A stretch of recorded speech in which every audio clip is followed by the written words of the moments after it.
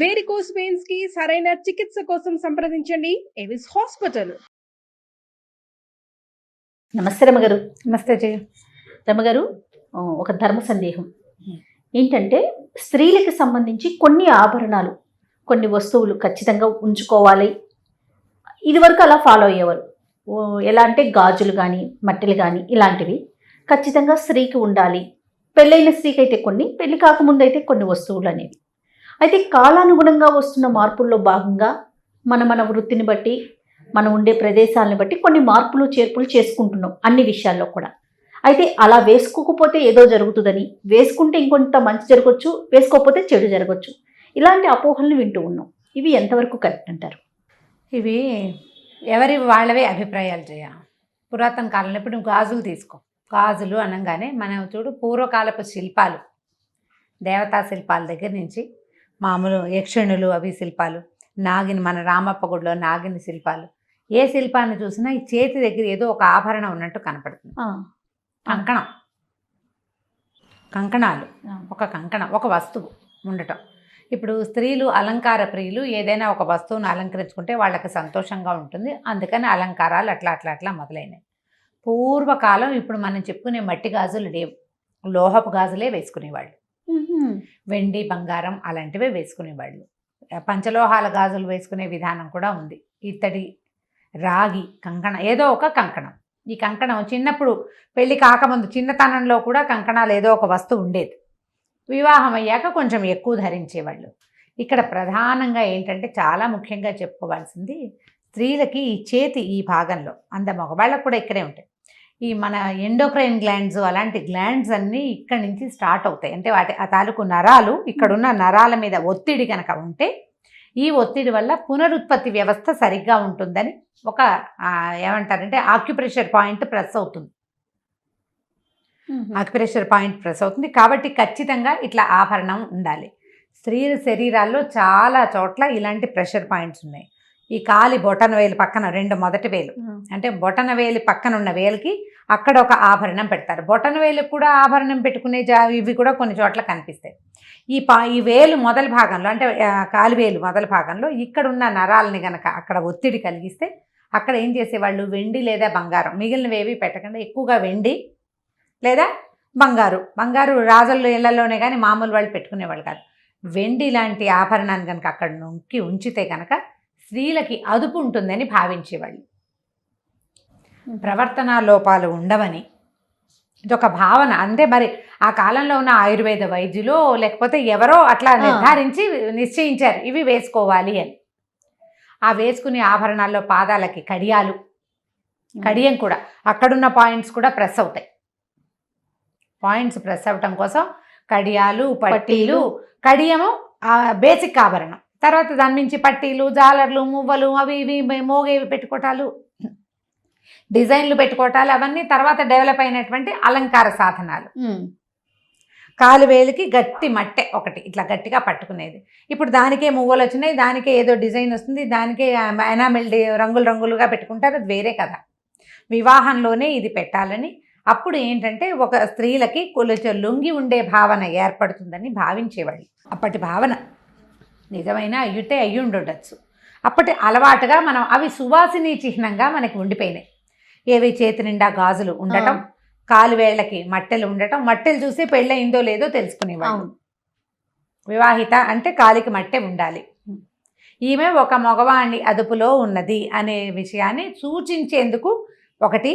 ఆ సూచన వల్ల ఆమెకు నిజంగానే అదుపులో ఉండే ఉద్దేశం కలుగుతుందని కూడా ఒక నమ్మకంతో చేసేవాడు. ఇవి క్రమంగా కాలక్రమాన అట్లా ఇవి ఫిక్స్ అయిపోయినాయి అన్నమాట, ఇది ఇలాగే అని. గాజులు కూడా అంతే.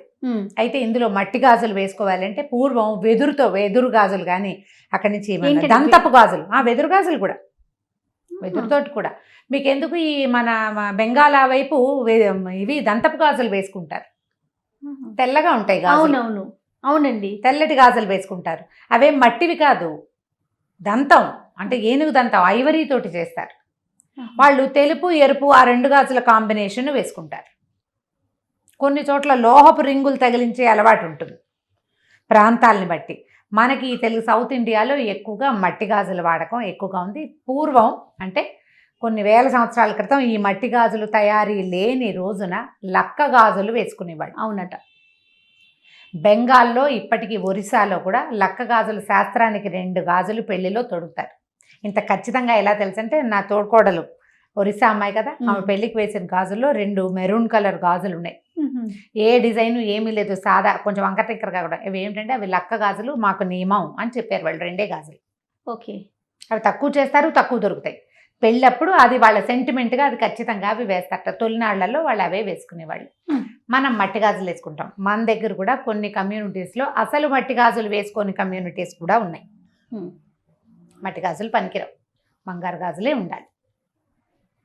మట్టి గాజులు వేసుకుంటే మనకి ఎట్లా అలవాటు అయిపోయిందంటే చేతి నిండా గాజులు ఉండటం సువాసిని లక్షణంగా మనకి అలవాటు అయిపోయింది. కొన్ని సంవత్సరాలుగా, కొన్ని వందల ఏళ్ళుగా అందాం అనుకోండి, అట్లా అలవాటు అయిపోయింది. ఇప్పుడు ఇది వేసుకోవటము భర్తకి మంచిది, కుటుంబానికి మంచిది, జీవితానికి మంచిది కంటే ప్రధానమైనది స్త్రీ ఆరోగ్యానికి మంచిది.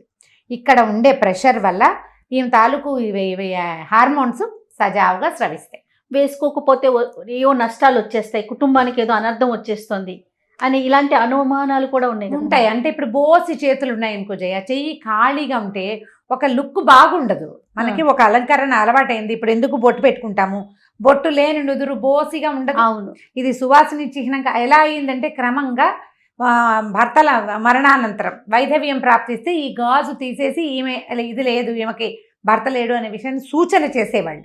బొట్టు గాజులు లేకపోవటం వల్ల ఈ సూచన వల్ల ఏమైందంటే ఈ కనపడకపోతే అదేదో అశుభం అనే భావన మనకి మనసులకి అలవాటైపోయింది. ఇప్పుడు కాలంలో ఎన్ని మార్పులు వచ్చినాయి. అవును, కొన్ని రకాల మార్పులు, కొన్ని వేల రకాల మార్పులు వచ్చినాయి. మళ్ళీ ఈ గాజుల్లో ఒక్కొక్క గాజు ఒక్కొక్క రంగు ఒక్కొక్క దానికి ప్రతీక. ఒక రంగు ఏ రంగు, రంగులకి తల సంకేతం. ఆకుపచ్చ ఒకదానికి, నారింజ ఒకదానికి, తెలుపు ఒకదానికి, నలుపు ఎరుపు, ఇట్లా ఒక్కొక్కటి ఒక్కొక్క దానికి సంకేతం. అన్ని వర్ణాల గాజులు వేసుకోవాలి అంటే ఇప్పుడు మనకి పద్ధతులు మారిపోయింది, డ్రెస్సింగ్ సెన్స్ మారిపోయింది. మనం పాతకాలంలో లాంటి ఏవి పాటించటం లేదు, ఏవి పాటించాం మనం. అవును, పాటించలేకపోతున్నాం. పాటించలేకపోతే మన పరిస్థితులు అవి కాదు అమ్మగారు. అప్పుడు ఇంట్లోనే ఉండేవారు కదండి. ఇప్పుడు ఏంటి, ఇప్పుడు ఆ పరిస్థితి కాదు కదా. కాదు. ఇంకా రెండోది ఏంటంటే ఈ గాజులు ఏంటంటే ఈ మట్టి గాజులు పగులుతాయి సులువుగా. అవును కదా. ఈ చేతి నిండా వేసి ఇవి పగలకుండా పనిచేయాలి అంటే జాగ్రత్తగా సంబంధ బాంధవ్యాలు కూడా చిట్లకుండా చూసుకోండి అని చెప్పడానికి సిగ్నిఫికెన్స్గా ఎక్కువ గాజులు పిల్లలకి వేసేవాడు. నిదానంగా పనిచేయటం, హేస్టీగా చేసేయకుండా స్థిమితంగా ఉంటుంది. చేతి గాజులు పగిలిపోయి చిట్లిపోయేంత విసురున పని చేయకూడదనమాట. గాజు చిట్లితే అశుభమని, అది చిట్లేలాగా పగిలేలాగా ప్రవర్తించకూడదని ఆడపిల్లలకి నెమ్మదిని నేర్పటం కోసం కూడా గాజులు తొడిగించేవాళ్ళు. ఓ డజన్ గాజులు గుత్తంగా కదులుతాయి. ఏదైనా పనిచేసి స్పీడ్గా ఏదైనా ఎత్తి చేసి ఇలా కొట్టి చేసి పగులుతాయి. పగిలితే అశుభం, భర్తకి మంచిదిగా. మనని భయపెట్టకపోతే మనం వినం కదా జయ. అవునండి, భయపెడితే వింటాం మనం. అది అశుభం, భర్తలకి మంచిది కాదు, ఐదోతనం తగ్గిపోతుంది. అంచేత ఇవి వాడాలని చెప్పేవాళ్ళు. అట్లా అలవాటై మన పతివ్రత కథల్లో విని విని విని విని ఇవి లేకపోతే ఏదో కొంప మునిగిపోతుందనే భావనలోకి మనం వచ్చేసాం. మీ ప్రవర్తన నిదానమైనదైతే మీకు గాజులు అవసరం లేదు. గాజులు వేసుకుంటే నిదానంగా ప్రవర్తించాలి. రోజు తీసి వేసి కాకుండా ఇప్పుడు నువ్వు ఓ చీర కట్టుకున్నావు, దీనికి మ్యాచింగ్ కుదరదు, అప్పుడు ఎలా అనిపిస్తుంది? ఆ గాజులను కూడా ఎంతసేపు తీసుకుని వేసుకుంటే పగిలిపోతాయి. అవి మట్టివైతే పగిలిపోతాయి. పగిలితే నీకు అశుభం, జరగకూడదు. ఆ భావన వచ్చేస్తూ ఉంటుంది. భయపడుతూ ఉంటాం. భయం పడితే ఎట్లా? భయపడ్డానికి కాదు, నీకు ఒకటి నేర్పించటానికి పెట్టారు ఇది. నువ్వు అది నేర్చుకుంటే సరిపోతుంది. భయపడాల్సిన పని ఏమీ లేదు. కాకపోతే ఈ కాలానికి అనుగుణంగా కొంతమంది వేసుకోగలుగుతారు, కొంతమంది వేసుకోలేరు. ఇప్పుడు ఇది ఐదోతనం తగ్గుతుంది, భర్తలకి అపాయం వాటిల్లుతుంది అని మీరు నమ్మేటట్టయితే మీరు ప్రధానంగా ఏం చేయాలి? వైవాహిక బంధాన్ని గౌరవించాలి, భర్తని గౌరవించాలి, ఆయన అభిప్రాయాలకు ఒక విలువ ఇవ్వాలి. నువ్వు ఆయనతోటి నీ బాంధవ్యాన్ని కాపాడుకో, గాజుని కాపాడుకున్నట్టుగా ఆయనతో బాంధవ్యాన్ని కాపాడుకోవాలి. దానికి నువ్వు గాజులే వేసుకోకర్లా, నీ బుద్ధి నిలకడగా ఉంటే సరిపోతుంది. ఖచ్చితంగా వేసుకోండి, అవకాశం ఉన్న వాళ్ళు వేసుకోండి, అవసరం ఉన్న వాళ్ళు వేసుకోండి. వెసులుబాటు లేని వాళ్ళు ఏం చేస్తారు? ఇప్పుడు నా బొట్టు వాళ్ళని వేసుకోమంటే నేను అప్పుడప్పుడు వేసుకుంటే అప్పుడప్పుడు వేసుకోలేను. ఎవరికి చేతులకు ఎలర్జీలు ఉంటాయి, గాజుల మధ్యలో పట్టే చెమట చాలా ఇబ్బంది పెడుతుంది నన్ను. అవును అవును. అప్పుడప్పుడు వేసుకుంటాను. ఇప్పుడు ఛానల్స్ లో కూడా కొంతమంది మస్ట్ అండ్ షుడ్ అంటారు గాజులు. అంటే కొన్ని కొన్ని కార్యక్రమాలు చేసేటప్పుడు ఖచ్చితంగా వేసుకోవాలి ఉండాలి. ఒక నియమం అంటే ఉంటుంది ఇప్పుడు ఆ రమగారు. నియమానికి ఏంటంటే మనకు ముందు నుంచి అలవాటైపోయి ఉంది అవును, కాబట్టి మీరు ఏదైనా పూజా పునస్కారం చేసుకునేటప్పుడు, దైవ కార్యాలు చేసేటప్పుడు, పీటల మీద కూర్చునేటప్పుడు, దేవాలయానికి వెళ్ళేటప్పుడు, వివాహాది శుభకార్యాలు అటెండ్ చేసేటప్పుడు అప్పుడు తప్పకుండా గాజులు వేసుకోండి. వేసుకోండి. పెద్దవాళ్ళకి అది సంతోషాన్ని కలిగిస్తుంది. ఆ. ప్రధానంగా చేతికి గాజులు ఉంటే అందంగా కనపడుతుంది, ఇప్పుడు శోభాయమానంగా ఉంటుంది అంతే. చూడ్డానికి. కొన్ని ప్రొఫెషన్స్ లో అసలు కుదరకపోవచ్చు, డాక్టర్స్ తీసుకోవచ్చు. అవును లేకుంటే ఇప్పుడు మాకులాగా ఆన్ స్క్రీన్ వర్క్ చేసేవాళ్ళు సౌండ్స్ వస్తూ ఉంటాయి అవును. చేసేటప్పుడు, కెమెరా లాగేస్తుంది కదా, ఆ సౌండ్ తీసేసి మైక్ లాగేస్తూ ఉంటుంది. సో వీళ్ళు వేసుకోవట్లేదు, వాళ్ళు వేసుకోవట్లేదు, మీరు ఎందుకు వేసుకోవట్లేదు, మీరు ఎలా మాట్లాడతారు అనే క్వశ్చన్స్ రేజ్ అయినప్పుడు ఆన్సర్ చెప్పలేకపోతాం. అదే అంతే అంటే కదా రమ్మగారు? అంటే ఇప్పుడు ఇలాంటివి చెప్పకూడదు అంటే ఎలా కుదురుతుంది? అది మీరు ఇది చేయట్లేదు కాబట్టి మీరు ఇది చెప్పకూడదు అంటే అసలు అది నియమమే కాదు. మనం పెట్టుకుంది ఆ నియమం ఎందుకు పెట్టుకున్నాము మనకు ఆ నియమం ఏర్పరచబడింది ఎందుకు? అవును. నీ బుద్ధికి కుదురు, నిదానం, తాపీగా నువ్వు పనిచేయటం కోసం ఏర్పరిచారు. ఆరోగ్యంగా ఉండటం కోసం. గాజులు గుత్తంగా ఉంటే ఎక్కువగా అనారోగ్య సమస్యలు, స్త్రీ తాలూకు ఆరోగ్యం అంటే హార్మోన్స్కి సంబంధించిన వ్యవస్థ సరిగా ఉంటుందని ఆ కాలపు నమ్మిక. అప్పుడు నమ్మేవారు. ఆయుర్వేద వైద్యులు కూడా కొంతమంది ఆక్యుపంచర్, ప్రెషర్ పాయింట్స్ చెప్పే వాళ్ళు కూడా ఇక్కడ ఉంటాయి క్లయింట్స్. ఇక్కడ ప్రెషర్ చేయిస్తారు. అది పాయింట్, అది నిజం. దానికి సరిపడా ఇన్ని గాజులు తీయకుండా వేసుకోగలిగే పరిస్థితులు అసలు మనకి లేవు ఇప్పుడు. ఇప్పుడు కొంచెం లేవు, మన పద్ధతులు మారిపోయినాయి కదా. తర్వాత గర్భిణీ స్త్రీలకు కూడా మనం శ్రీమంతం చేసేటప్పుడు గాజులు వేస్తాం, ఆ సౌండ్ లోపల ఉన్న బేబీ కూడా వింటుంది అనేది అంటూ ఉంటారు. వినడానికి కాదు జయ, వినడమే కాదు, అది ప్రధానమైనది ఏంటంటే ఈ గాజులు వేసేసరికల్లా ఇదంతా టైట్ గా ఫుల్ గా వేస్తారు.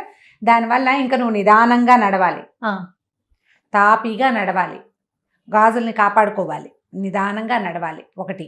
రెండోది ఏంటంటే ఇవి ఇక్కడ ప్రెషర్ ఉండేసరికల్లా డెలివరీలో ఇబ్బంది సంబంధాలు రాకుండా సవ్యంగా అవడం కోసం ఇవి వేసేవాళ్ళు.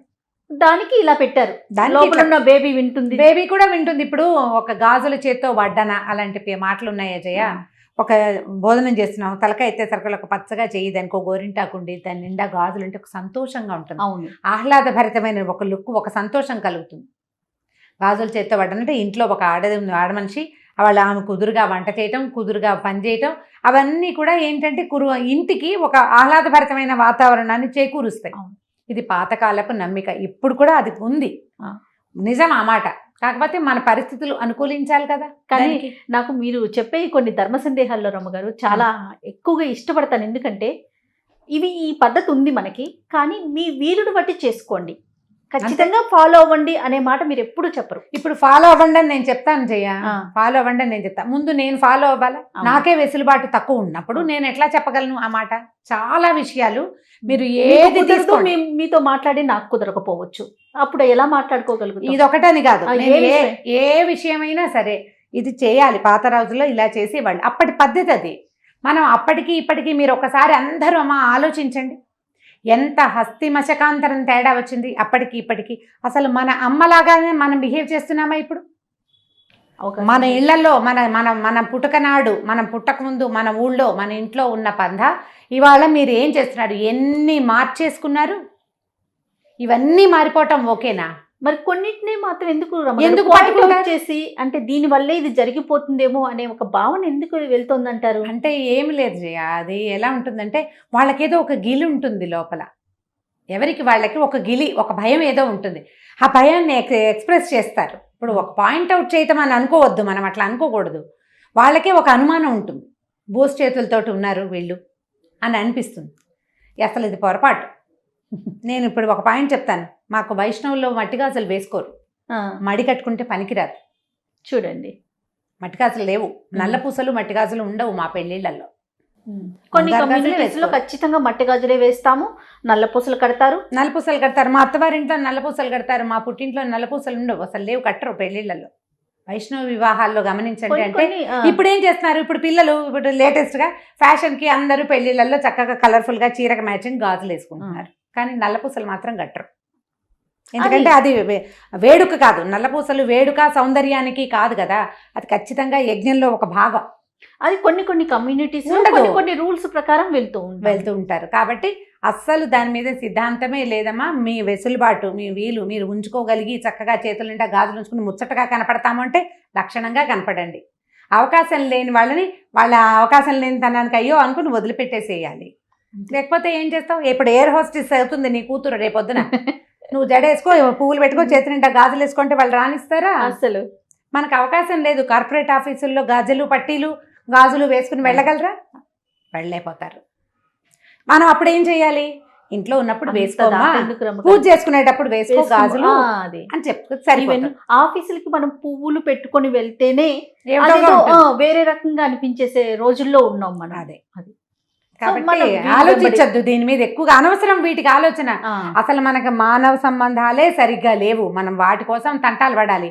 ఆరోగ్యాలు సరిగ్గా లేవు, పరిస్థితులు బాగుండలేదు. ఎందుకు వచ్చింది ఈ పాతకాలపు విషయాల మీద డిస్కషన్? ఎందుకు అసలు? ఇది ఒక ధర్మ సందేహంగా ఎందుకు అడగాలి? అక్కర్లేదు మరి. అయినా కూడా అవకాశం ఉంటే వేసుకోమనే అంటున్నాం కదా. అదే ఇప్పుడు నేను చెప్తున్నాగా, పూజ చేసేటప్పుడు వేసుకోండి, పూజకు వేసుకోండి, వివాహ శుభకార్యాలకు వెళ్ళినప్పుడు వేసుకోండి. చక్కగా మంచి పట్టు చీర కట్టుకుని, తల నిండా పూలు పెట్టుకుని, చేతి నిండా గాజులు, అలంకారంతో శోభాయమానంగా కనిపిస్తారు. చక్కగా అమ్మవారి ప్రతిమల్లే కనపడతారు. సంతోషపెట్టండి భర్తల్ని అట్లా ప్రవర్తనలతోటి. తప్పకుండా రమ్మ గారు. నమస్తే అండి. నమస్తే జయ.